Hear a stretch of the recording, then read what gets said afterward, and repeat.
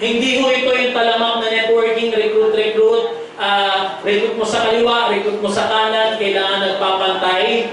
No, pag hindi nagpantay, wala kang kita. Ang Free Life po is, sabihin natin multi-level marketing company, pero ang Free Life po is all about a product-driven business. Kaya po ako dito na-amaze kasi ang aking po pangarap, mga 9 million pesos eh. Tapos kumikita lang po ako sa pagiging nurse ko ng 10,000. Di ba pag nag-i-empleyado ka, fix yung income mo, pagka hindi ka pumasok, wala kang kita. Di ba? Kaya po ang point ko dito, we end up saving nothing. Kasi sabi ho ni Robert Kiyosaki, may 4 po na klase ng tao. On the left side, empleyado ka, no work, no pay. Self-employed ka, dentista ka, wala ka nabunutan ng ngipin, wala ka rin kita.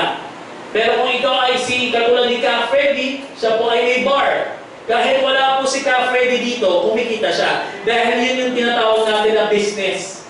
Ang business, passive income. Mag-invest ka sa real estate, lumalaki yung pera mo. Yun nga lang, para magtayo ka ng restaurant or bar, ang laking halaga po nito. Di ba, napakalaking halaga. Hindi ka naman makakatayo siguro ng bar na 500,000 pesos. Imposible. Kailangan mo milyon-milyon na piso. Di ba? Kaya, mag-franchise ka ng McDonald's. Magkano? 50 million pesos. Kaya ang tao, sa totoo lang, mulat na po ngayon sa multi-level marketing.